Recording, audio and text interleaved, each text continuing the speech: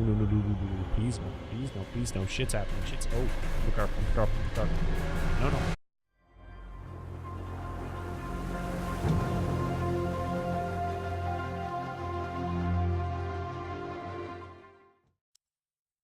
Okay, I'm back. Brief respite, a little bit of chill time. Why is there water everywhere? Why would you build this in the middle of water? That feels creepy. This old thing used to make the blood run to my head. Make me dizzy. Sure it wasn't the demon octo chicken swamp thing? Report. Ominous music run report. The guy just snapped. Those poor kids. Why are there police reports? Who leaves that lying around? We were waiting for our turn on the ride. Frank, me, and the boys. This fellow in a chipmunk suit was making an ice carving, while people took photographs. Lawrence wanted to go over to him, but I've always been a bit wary of those suits. They gave me the creeps. Yeah, those furries are pretty creepy.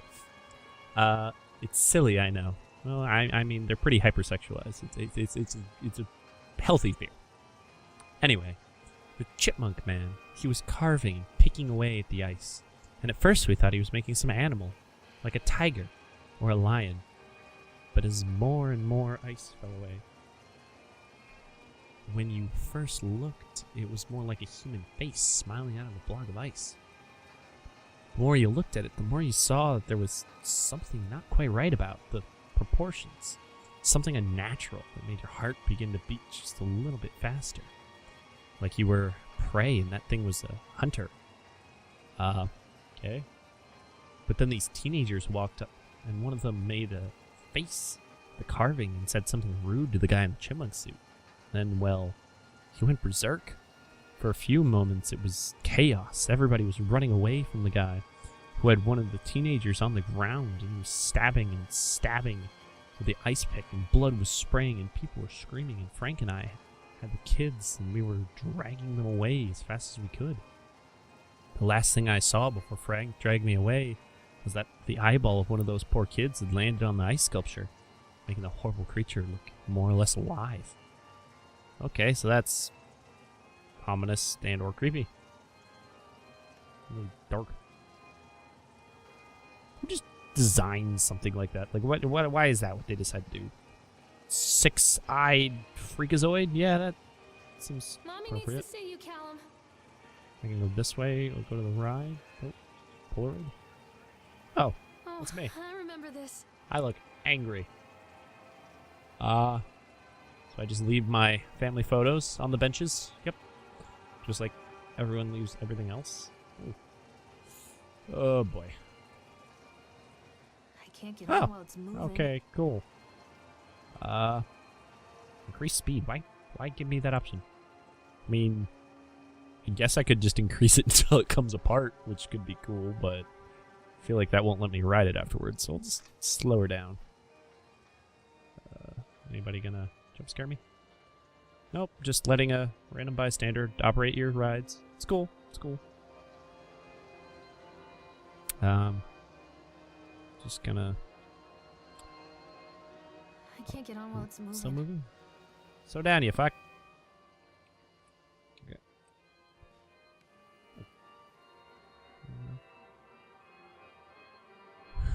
Here we go. Wait.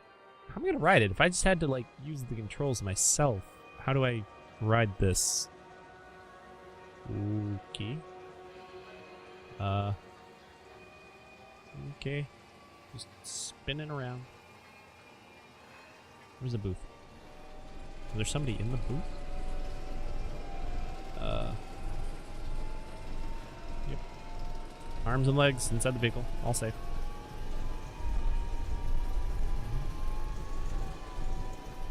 What the? Hi. Yeah. I don't know what you are, but I'm glad that you're gone. Enough of that. Enough of that. Going insane. Okay. Just gonna GTF the fuck away from that. Just chill. Still spazzing out. Okay. Okay. We're calm. We're cool. I can look through Periscope? Nope. Come out, There's sweetie. a thing over there. Let's go. Or not. Where did you go? Hello. Frustrated. Oh wait, I gotta do the voice. Frustrated by the fact that the plan seemed incomplete, I know as well as anybody that the rules of the game can be changed with enough money. But no matter how much money talks, it can't conjure up missing plans from thin air. I've tried contracting the organization who sold me these plans, and they were stonewalling me. Every contract that I had, every meeting place that I have had watched, are swept bare. I have a sinking feeling that I have been swindled. We've gone ahead with what we could find of the plans regardless. The harvesting machines, the transport mechanisms, etc. I'll probably let Nicholas name them something cute for the day we open the park. They will be rides, after all. Oh, well, that sounds safe. Guess we're not going that way. Kind of wanted to go to the Ferris wheel thingamabob. Thingamabobber. Okay, going this way. It was a lot shorter than the first ride. Ooh. Treachery hides in thoughts. Treachery that lashes like a whip and scars our insides. The first time I saw Callum, my thoughts betrayed me.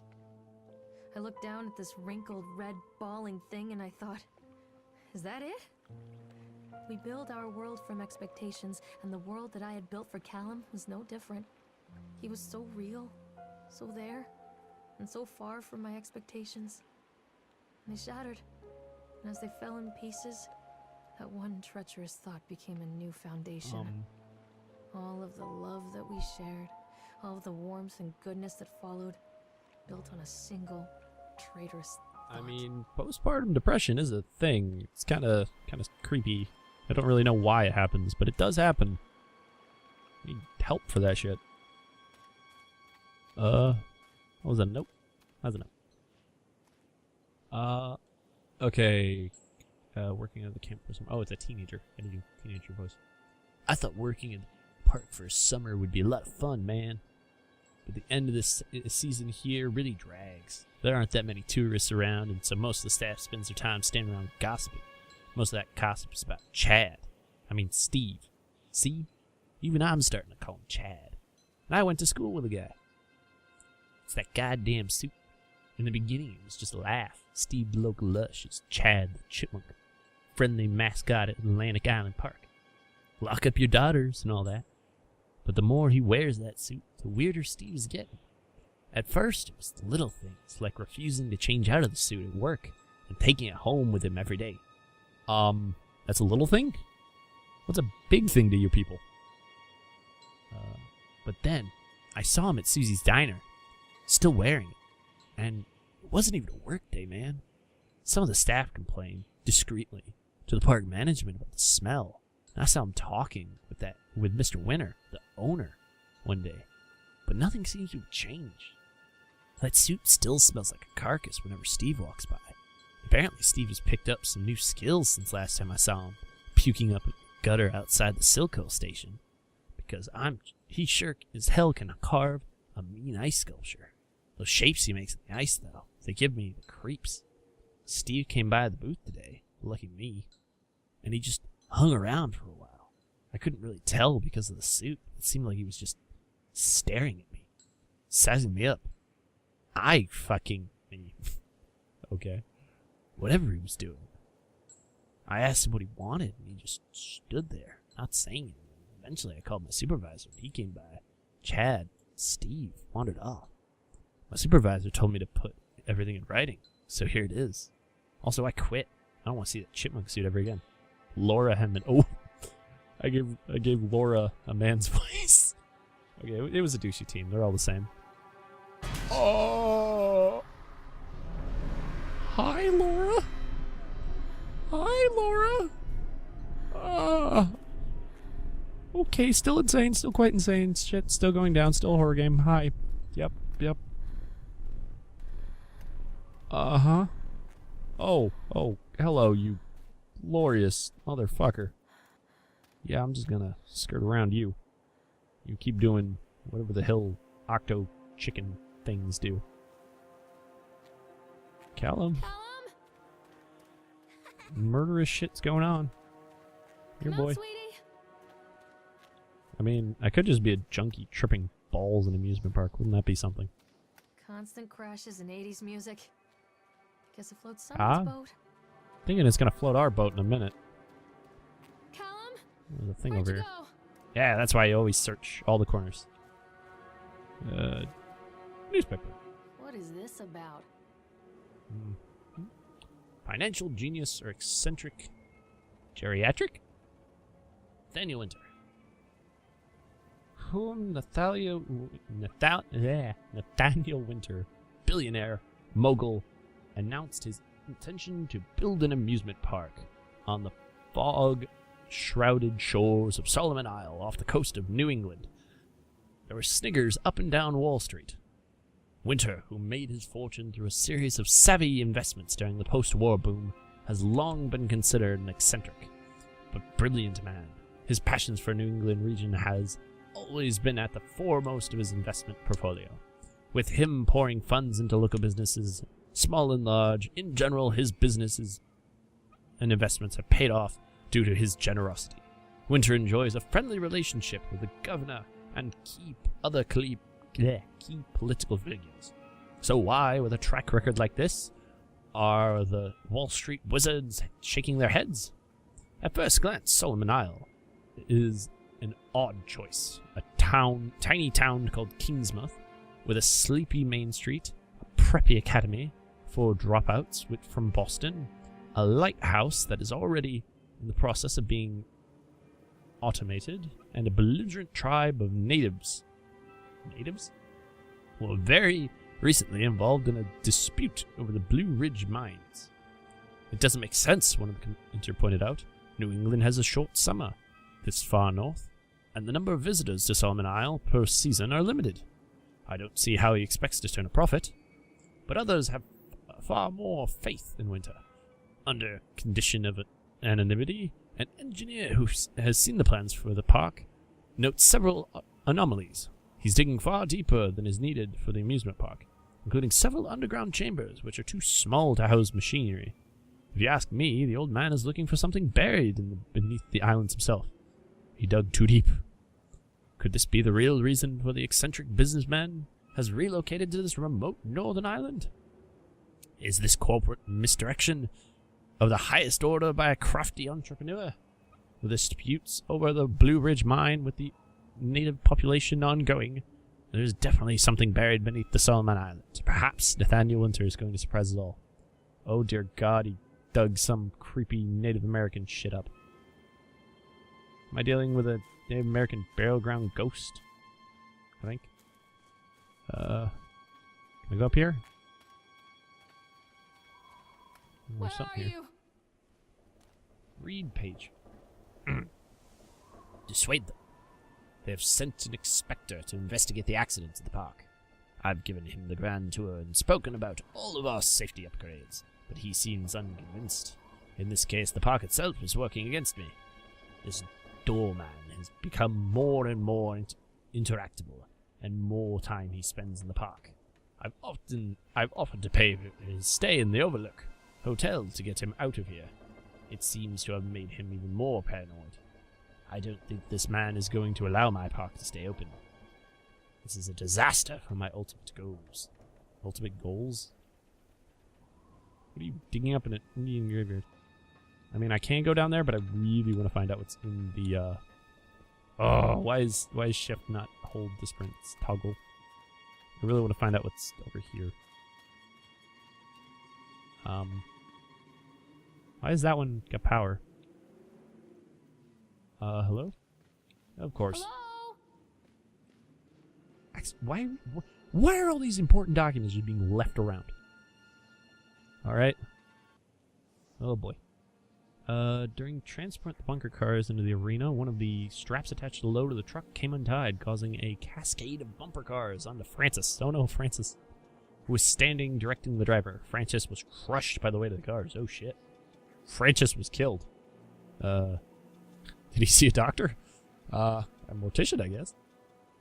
Compensation for him. Damn well better be compensated. Dexter, the truck driver, seems to have seen someone, better than fucking squirrel-suited someone, on the back of the load, undoing the straps. Nobody else reported seeing that. The sheriff has required Dexter to provide them with a urine sample. Ew. Double-checking the straps after transit should be mandatory, and drug screens for all drivers.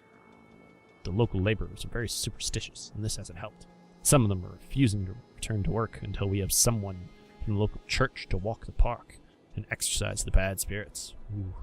I mean, that's what you get for... Oh no. No. Please no. Shit's happening. Oh, Booker. No. Okay. Yay, I'm magic. Can't attack me. Callum, tell mommy where you are. Tell mommy. Callum, Where did you go? It's a very pressing concern of mine. I mean, you are my son. And now you're a baby, I guess. Here, baby. Baby. Looking for you. Up the stairs. Got a bit clipping. Okay. Ooh, I'm all somber. It's a matter of public record that I am a failure as a mother. Once, when Callum was very small, I left him asleep in the car while I ran an errand. Don't even remember what it was. When I came back, the sheriff was standing next to the car, watching my boy through the window. I didn't like what I saw in his eyes. Judgment. He wrote me the ticket without saying a word. Just the scratch of his pen on the notepad. When he gave it to me, our eyes met. I know what you're going through. My daughter, Helen, she just gets some help. Help was a bolt of lightning. Help was 1,000 volts surging through my veins. Help is agony. I'd rather die. I wanted to scream. I'd rather you pulled your gun and shot me. But instead my mouth said, yes, Sheriff. That is some strong emotional shit. That is some deep trauma you gotta work through, I think. Oh, there's one missing. Ooh, this is huge. This is a very big one of these. Ferris wheel. Why did I forget the name of it? Ferris wheel. Callum? Where are you, Callum? Around? Oh, I gotta get on this thing, don't I? I gotta get on this thing. Lovely. Continually delayed by the incompetence of the builders. The problem is that they are locals, and so they believe a lot of the rumors about the old man Henderson used to do here. They grew up on those tales. Every time a bolt comes loose or a wrench goes missing, those fools are crossing themselves against the black magic. Of course, that is why I chose this site after all. The other potentials. Solomon Isle is a network for dark energy. The thought of all that power just dissipating beneath the earth here makes my skin crawl. Oh my god, he's a wizard. I called in a few favors back in Brooklyn. They got someone at the local academy to see if they had any interesting books about local history. Turns out they do, and it turns out old Henderson has some pretty strong connections to the Brooklyn crowd. Perhaps something he wrote will help me find a piece of the plans that I'm missing. What plans? Plans for the park? Or plans for black magic rituals? What is going on? Is the door I can open? No, it's not. I don't think I can open any doors. It's kind of a walking simulator type thing. I can run back down here. Is this somewhere I want to go? Where are you? Is there anything down here? Come on, secret hunting. I think this leads down to the, yeah, this is the broken bridge. Is there anything on the other side? Stay where Stay you where you are. are. Don't go. I hear the crying behind me. Alright, just check the bridge. Callum, where did you go? Yeah, this is probably going to be a waste of time. Unless there's something jump scary in the water. Which would be frightening. I don't like water. Water is like deep and dark and cold and like you drown. Ugh. It's like freezing to death in the cold abyss as your lungs get crushed. Dear God, I've been playing this for too long. Okay. I guess we're going to have to endure the jump scare that is that. I don't wanna. Okay, we got a map. We can go farther along. Okay. Just kind of inch along. Oh, I can just cut.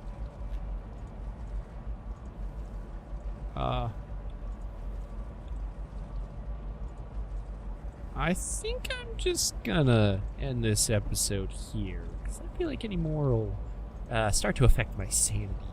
So yeah, see you guys a bit later. I'm gonna go go to sleep, I think, and not dream about squirrels. No, I don't want to ride your damn Ferris wheel. Bye.